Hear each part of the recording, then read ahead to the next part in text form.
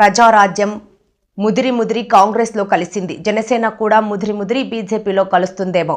చిరంజీవి కేంద్ర మంత్రి అయినట్టే పవన్ కళ్యాణ్ కూడా బీజేపీలో చేరి కేంద్ర మంత్రి అవుతారని సందేశం ఇచ్చారేమో అనిపిస్తోంది అని మాజీ మంత్రి అంబటి అన్నారు.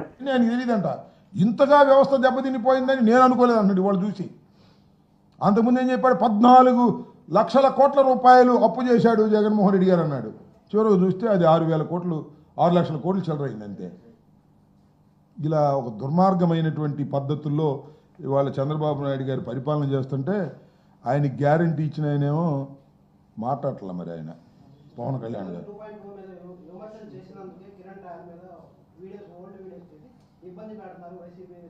ఎవరైనా కిరణ్ రాయలు ఎవరైనా ఏమో నేను చూడలేదు, మనకు తెలియదు ఏం జరిగింది ఆయనకి. ఏం జరిగింది ఆయనకి?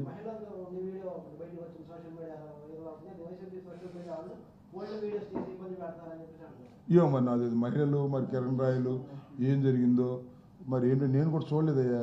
ఎవరు మహిళలు ఆరోపణ చేశారు ఆయన మీద? ఏమో మరి మనకు తెలియని వ్యవహారం అది, దాని జోలి మనకి ఎందుకులే.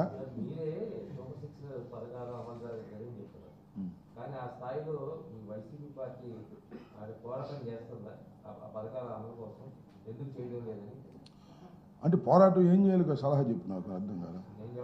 అది కదయ్యా, వాళ్ళు 8 మాసాలు అయింది చంద్రబాబు నాయుడు గారు అధికారంలోకి వచ్చి. ఆయన ఇచ్చిన హామీలను నెరవేర్చడం లేదు, ప్రజల్లో వ్యతిరేకత పెరుగుతుంది. మేమేం పోరాటం చేయాలి? చేస్తున్నాంగా. ఆల్రెడీ 3-4 సార్లు ధర్నా చేశాం.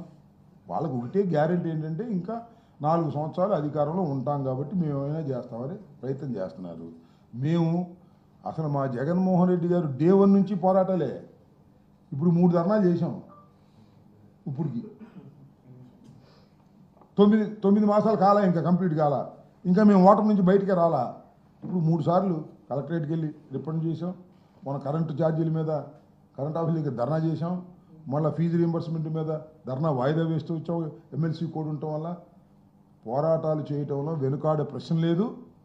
పోరాటాలు చేస్తాం, ప్రజల్ని చైతన్యపరుస్తాం, ప్రజలు వాటిని తెలుసుకుంటారు. ప్రజలు పోరాటాల్లోకి వచ్చి పాల్గొకపోవచ్చు, అది వేరే విషయం. ఇంకా టైం పడుతుంది పోరాటాల్లోకి వచ్చి చేసేదానికి. చంద్రబాబు ఏమో భయపెట్టేస్తున్నాడు, అరెస్టులతో అక్రమాలతో భయపెట్టేస్తున్నాడు.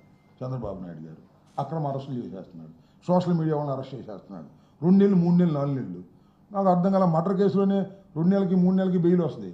సోషల్ మీడియాలో 3 నెలల దాకా బెయిల్ రావట్లా. అంత పకడ్బందీగా పోలీస్ వ్యవస్థను వాడుతున్నాడు ఆయన.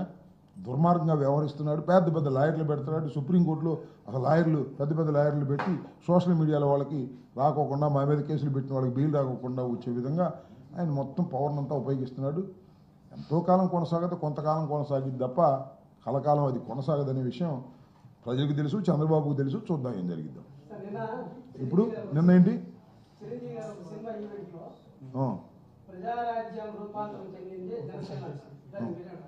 నేనేమన్నా ఆయన ఇష్టం, నేను ఎందుకు అంటాను? అది లేటుగా చెప్పావేంటి అంటాను. ఆయన నేను కాదు, ఆయన ఇప్పుడు దాకా ఎందుకు చెప్పలేదు. చిరంజీవి గారు ప్రజారాజ్యం పార్టీనే తొండ ముదిరి ఊసర వెళ్ళిందంట. అలాగే ప్రజారాజ్యం పార్టీ రూపాంతరం చెంది జనసేన అయిందనే విషయం ఇప్పుడు దాకా ఎందుకు చెప్పలేదు అన్నా నేను. అది నా బాధ. మంచిదే అన్నా తమ్ములు. అయితే రూపాంతరం చెంది ఇలా మారింది. కానీ పాపం చిరంజీవి గారు నాకు కూడా బాగా తెలుసు, చాలా మంచివాడు, సౌమ్యుడు, ఒక విధంగా రాజకీయాలకు పెద్దగా పనికొచ్చే వ్యక్తి కాదు. అదేని పేరు ప్రజారాజ్యం పార్టీ ముదిరి కాంగ్రెస్లో కలిసింది. ఈ జనసేన కూడా ముదిరి బీజేపీలో కలిసిద్దేమో, జాగ్రత్త పడమన్నా. దీన్ని కూడా అలా విలీనం చేసేస్తాడా? అన్నేమో కాంగ్రెస్లో విలీనం చేశాడు, తమ్ముడు బీజేపీలో విలీనం చేస్తాడా అనే సంకేతాలు కనిపిస్తున్నాయని చెప్పే మాట ప్రకారం చిరంజీవి గారు ఏమన్నాడు, ఇది మారి అదేయింది అన్నాడు. ప్రజారాజ్యం మారి జనసేన కాలేదు, ప్రజారాజ్యం మారి కాంగ్రెస్ అయ్యింది, కాంగ్రెస్లో కేంద్ర మంత్రి అయ్యాడు. అలాగే జనసేన మారి బీజేపీలోకి చేరి మరి ఆయన కేంద్ర మంత్రి అవుతాడా? ఇలాంటి సందేశం ఏమన్నా ఇచ్చాడా? ఒకసారి చెక్ చేసుకోమని మనం చేస్తున్నాను. బాగా ఉన్నది చెప్పాను, బాగా చెప్పండి. Okay, right, thank you. నీకేం కావాలో అది అడుగుతావు అంతే కదా. అది కదా లడ్డూ ప్రసాద్ అని వదిలేసి ఏదేదో అడుగుతున్నారు మీరు. నన్ను ఎక్కడికో తీసుకెళ్తున్నారు మీరు నన్ను. ఆ? సరే.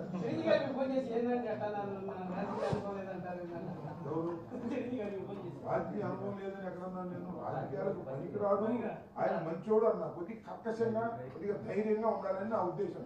అంతే తప్ప వేరే అది సర్టిఫికేట్ ఆయనకి నేను ఇచ్చేది.